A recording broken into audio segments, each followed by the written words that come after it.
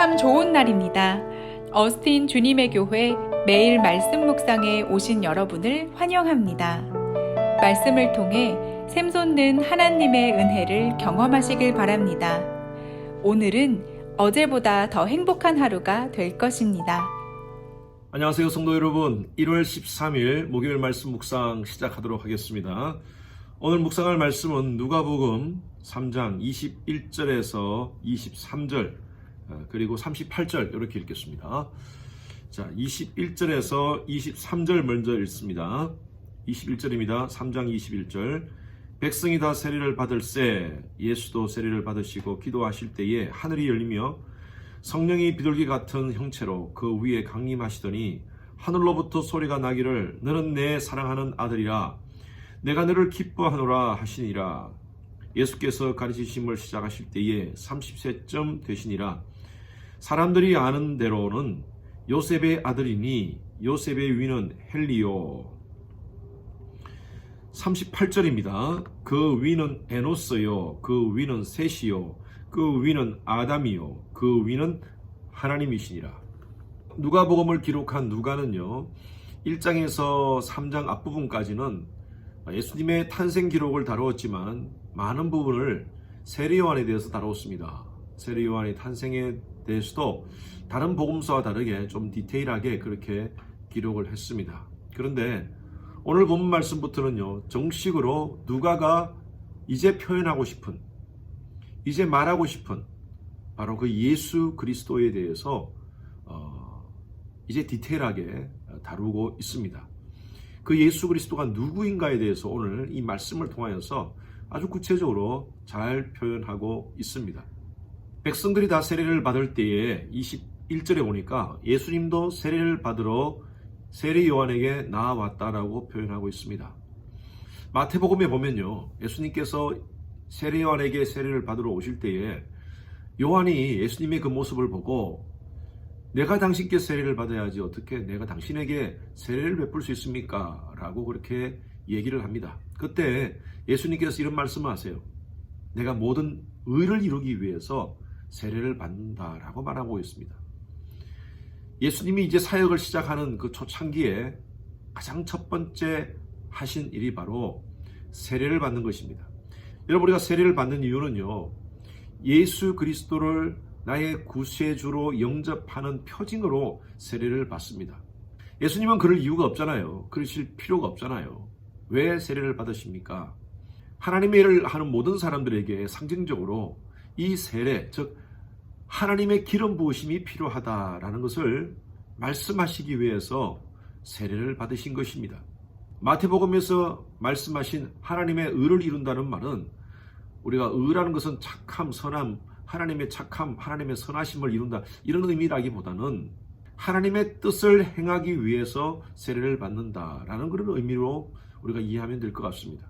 하나님의 모든 의를 이룬다는 그 예수님 말을 듣고 세례 요한은 예수님께 세례를 베풉니다. 자, 그런데 21절 한번 보십시오. 예수님이 세례를 받으시고 기도하실 때에 라고 되어 있습니다. 세례 받으시면서 예수님께서 기도하셨습니다. 그때 어떤 일이 일어났습니까? 하늘이 열렸다 그랬어요. 그리고 22절에 보니까 성령이 비둘기같이 그 위에 강림하셨다 그랬습니다. 세 번째로 하늘에서 소리가 들렸습니다. 무슨 소리입니까? 너는 내 사랑하는 아들이라 내가 너를 기뻐하노라 라는 음성을 들었습니다. 아까 말씀드린 대로 하나님의 일들을 감당할 때 하나님의 기름 부으심을 경험하는 것은 참 중요합니다. 오늘날 이 시대에 많은 목회자들이 있습니다. 목회자들 가운데서는 하나님의 특별한 그런 콜링을 받고 하나님의 기름 부으심을 경험하고 사역에 임하는 분들이 있는가 하면 그런 것이 없이 단순히 하나의 잡으로 목회에 임하는 분들도 있습니다. 제가 한 20여 년을 목회를 하면서 많은 목회자들을 바라봅니다. 특별한 하나님의 기름 부으심을 경험하고 분명한 소명을 가지고 목회에 임한 사람들은요, 물론 힘듦이 있고 어려움이 있죠. 그럼에도 불구하고 결코 목회를 포기하지 않습니다. 왜? 이것이 짭이 아니기 때문입니다. 하나님의 콜링이기 때문입니다. 아골 골짝 빈들에도 복음 들고 가오리라라는 그 복음적 사명을 가지고 어떤 것도 감당합니다. 어떤 어려움도 하나님 앞에 무릎 꿇고 기도하면서 감당합니다.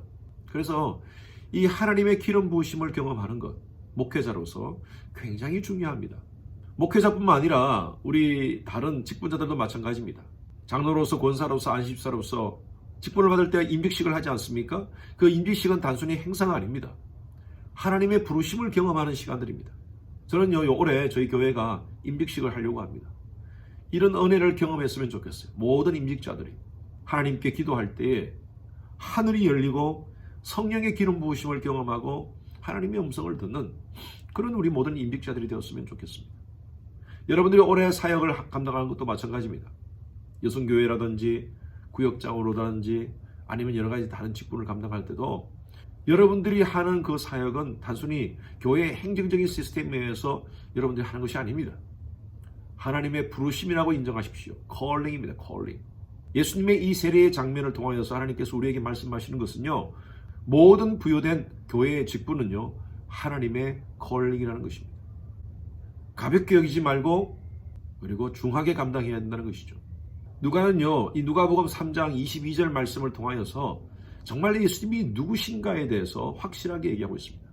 23절 한번 보십시오. 예수님께서 가르치심을 시작할 때에 30세쯤 되었더라. 사람들이 아는 대로 요셉의 아들이니 라고 시작합니다. 예수님은 요셉의 아들입니다. 성경에는요, 예수님의 족보가 두 군데가 나옵니다. 마태복음 1장에는 어떻게 시작하느냐 하면요, 아브라함과 다윗의 자손 예수 그리스도의 세계라 라고 이렇게 시작합니다. 그러면서 아브라함부터 쭉 내려옵니다. 예수 그리스도까지 족보가 나옵니다.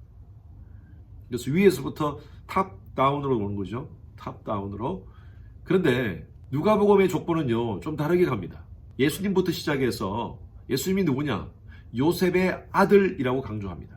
아들이라는 것이 하나 딱 나옵니다. 보십시오. 23절 사람들이 아는 대로 요셉의 아들이니 라고 표현합니다. 아들이니는 하나밖에 없습니다. 그 다음 그 뒤로는요, 계속 그 위는 그래서 그 위가 어디까지 갑니까? 여기는 76번 계속 그 위는 사람들이 언급됩니다. 그리고 제일 마지막에 38절 보십시오. 그 위는 에노스요, 그 위는 셋이요, 그 위는 아담이요까지 76명의 사람과 그리고 하나님이 언급되면서 그 위는으로 계속 표현되어지고 있습니다. 이 말이 무슨 말이냐? 예수님이 누구신가? 예수님은요, 바로 하나님의 아들이라는 것을 강조하고 있습니다. 단순히 요셉의 아들, 아브라함의 자손, 다윗의 자손 이걸 떠나서 바로 예수 그리스도가 누군가? 그분은 바로 하나님이 보내신 이 땅에 보내신 머사야, 메시아라는 사실입니다. 오늘날 많은 사람들이 예수를 4대 성인 중에 한 사람으로 생각하는 경우가 있습니다. 많은 사람들은요, 이슬람권에, 중동권에 있는 사람들은 예수를 단순히 한 사람의 선지자로 인정합니다. 철학을 하는 사람이나 인문학을 하는 사람들은 예수를 상당히 어떤 도의 경지에 오른 그런 서성으로 그렇게 인정합니다. 여러분들은 예수를 누구라고 보십니까? 오늘 누가는요, 정확하게 예수를 소개하면서 그 예수가 누구인가? 예수는 하나님께 부르심을 받은 자다. 그리고 그 예수는 바로 하나님의 아들이다. 그리고 그 예수가 누군가? 그 예수는 바로 구세주이다. 머사야다. 이것을 강조하고 있습니다. 초기 기독교인들은 엄청난 그 로마의 박해 속에 그들은 확실한 믿음을 가지고 예수를 이렇게 소개합니다. 우리가 잘 알고 있는 익투스라고 소개합니다. 익투스라는 것은요, 헤수스, 크리스토스, 테우, 후이오스, 소텔 요 단어의 앞자를 딴 겁니다. 헤수스 크리스토스, 바로 예수 그리스도는 테우, 하나님의 후이오스, 아들이고 소텔, 구세주이시다.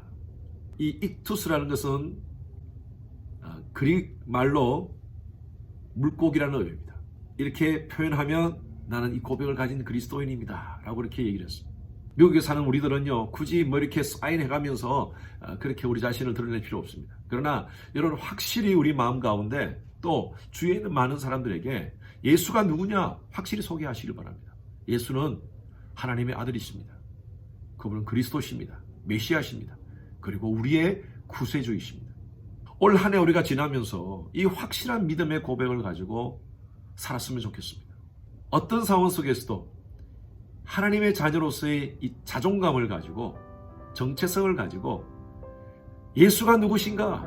그분은 메시아시고 바로 하나님의 아들이시고 우리 구원자이심을 당당하게 외치는 우리 모든 성도님들 되시기를 주님의 이름으로 축원합니다. 기도하겠습니다. 하나님 아버지 감사합니다. 예수는 그리스도시고 하나님의 아들이시고 우리의 구원자이십니다.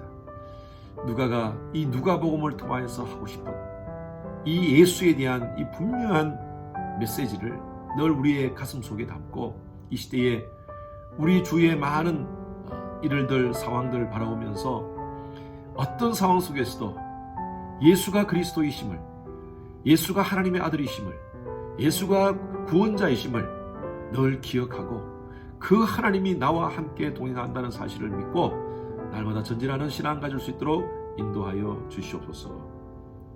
감사드리며 살아계신 예수 그리스도 이름으로 기도드렸습니다. 아멘. 목요일 기도 제목으로 함께 기도하시겠습니다. 미국과 한국을 위해서 기도해 주시기 바랍니다. 위정자들과 관료들이 하나님을 경외하며 지혜와 분별력으로 나라를 이끌어갈 수 있도록 기도 바랍니다. 3월달에 있을 우리 한국의 대통령 선거가 혼란에 빠지지 않고 모든 것이 공정하게 잘 진행될 수 있도록 기도 바랍니다. 세계 선교를 위해서 기도해 주십시오. 우리 교회가 섬기는 우리 10분의 선교사님들 안전과 건강 지켜주시도록 하루속히 모든 선교 사역이 정상화될 수 있도록 기도 바랍니다. 우리 선교사님들을 위해서 기도하시되 오늘은 윤성철 선교사님, 김영수 간사님, 김영섭 선교사님을 위해서 함께 기도하시겠습니다.